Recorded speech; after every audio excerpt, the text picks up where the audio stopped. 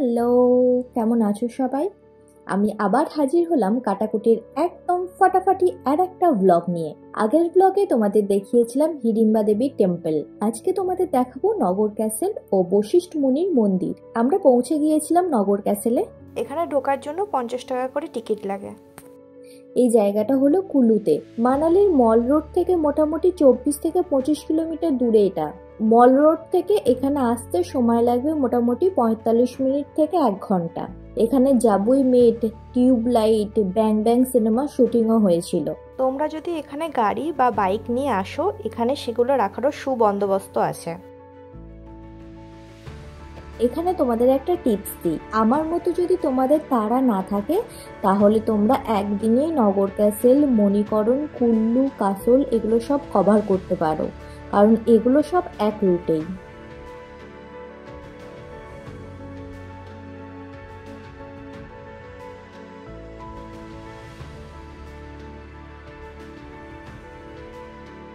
জানো তো, এই বিশাল দুর্গটা তৈরি হয়েছিল 1460 খ্রিস্টাব্দে। কুল্লুর রাজা সিদ সিং এই ক্যাসেলটা নির্মাণ করেন। প্রায় 1400 বছর ধরে নগর ছিল কুল্লু রাজ্যের রাজধানী, আর এই ক্যাসেলটা ছিল রাজাদের সরকারি বাসভবন এবং রাজ্যের প্রধান প্রশাসনিক কেন্দ্র। রাজারা এখান থেকেই পুরো রাজ্যটা শাসন করতেন। এই ক্যাসেলের সব থেকে আকর্ষণীয় দিক হলো এর নির্মাণ শৈলী। এই যে কারুকার্যগুলোকে দেখছো, এগুলোকে বলে কাঠকুনি স্থাপত্য। এই ক্যাসেল তৈরি করতে পাথর আর কাঠের বিমকে এমনভাবে ব্যবহার করা হয়েছে যে কোনো ধাতুর পেরেক ছাড়াই এটা এত বছর ধরে এত শক্তপোক্তভাবে দাঁড়িয়ে আছে।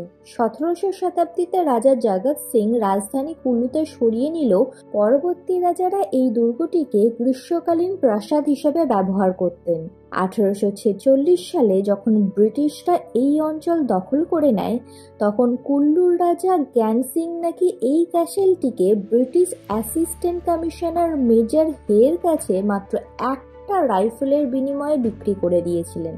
ভাবা যায়, একটা রাইফেলের বিনিময়ে এই এত বড় এত সুন্দর ক্যাসেলটা বিক্রি হয়ে গিয়েছিল। যাই হোক, এই ক্যাসেলটা মেজর হের অধীনে আসার পর এই ক্যাসেলের উত্তর দিকের অংশে কিছু তিনি পরিবর্তন করেছিলেন, যেমন ফায়ার প্লেস করেছিলেন, চিমনি, সিঁড়ি এইসবগুলো তৈরি করেছিলেন। ফলে এই স্থাপত্যের মধ্যে একটা ইউরোপীয় ছোঁয়াও চলে এসেছিল। পরে যদিও এটাকে আদালত ও সরকারি গেস্ট হাউস হিসাবে ব্যবহার করা হতো, তবে স্বাধীনতার পর এটা সরকারি রেস্ট হাউস হিসাবে ছিল। 1978 সাল থেকে হিমাচল প্রদেশ ট্যুরিজম এটাকে একটা হেরিটেজ হোটেলে রূপান্তরিত করেছে। তোমরা চাইলে এখানে কিন্তু রাজকীয় পরিবেশে রাতও কাটাতে পারো। তবে ভাড়াটা কি রকম হবে দেখো, স্ক্রিনে আমি দিয়ে দিয়েছি, এটা ভাড়া হবে।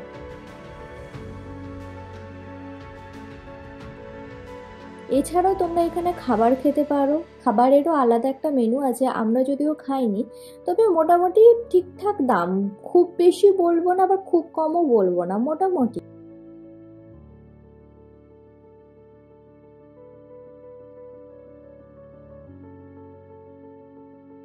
ক্যাসেলের ভিতরে রয়েছে জগতিপট্টা মন্দির, আর এর মধ্যে একটা আর্ট গ্যালারিও আছে।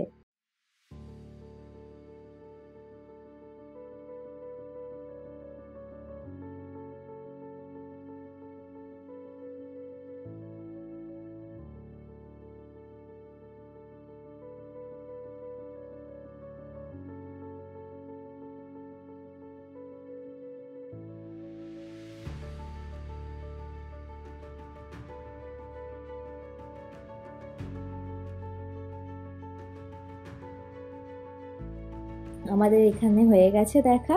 এবার তোমাদের নিয়ে যাব বশিষ্ঠ মুনির মন্দিরে। কথিত আছে ভগবান রামচন্দ্রের কুলগুরু ছিলেন বশিষ্ঠ, এবং তার নাম অনুযায়ী এই মন্দির তৈরি করা হয়েছে।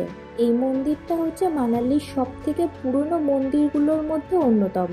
যেহেতু মানালিতে বরফ পড়ে, তাই এইখানকার মন্দিরগুলোর আকৃতি এই রকমের হয়। তোমাদের মনে আছে মণিকরণে তোমাদের বলেছিলাম যে ওখানকার জল গরম, তেমনি এখানেরও গরম জলে দুখানা কুণ্ড আছে। একটা আছে মহিলাদের জন্য আর একটা আছে পুরুষদের জন্য। হাজার হাজার বছর ধরে মানুষ বিশ্বাস করে এই জলে স্নান করলে চর্মরোগ এবং বিভিন্ন শারীরিক অসুখ থেকে মুক্তি পাওয়া যায়। তোমরা চাইলে এখানে স্নান করতেই পারো। এখানে এক জোড়া জুতো রাখার জন্য মোটামুটি 5 টাকা করে নেয়। আমরা যেদিনকে গিয়েছিলাম সেদিনকে ওখানে পার্বতী যাত্রা চলছিল। তোমরা তো জানো এটা পাহাড়িদের এক ধরনের কালচার। মানিকারানে যেদিনকে গিয়েছিলাম সেদিনেও মহাদেব ও পার্বতী যাত্রা বেরিয়েছিল। এখানকার কাঠের কারুকার্যগুলো দেখো কি সুন্দর, তাই না? মানালিতে যে কটা মন্দির দেখলাম সব কটাতেই কাঠের কারুকার্য এত সুন্দর, দেখে না মন্ত্রমুগ্ধ হয়ে যায়।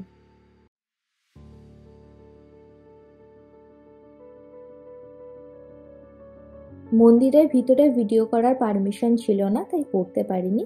ভিতরে বশিষ্ঠ মুনির একটি মূর্তি ছিল।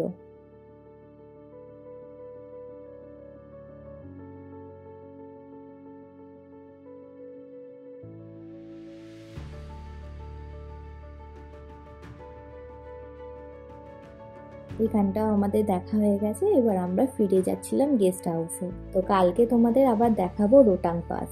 তো কেমন লাগলো আজকের এই ব্লগ কমেন্টে কিন্তু অবশ্যই জানিও। ভালো লাগলে চ্যানেলটাকে সাবস্ক্রাইব করতে ভুলে যেও না। আজকে তাহলে যাই, টাটা, বাই বাই।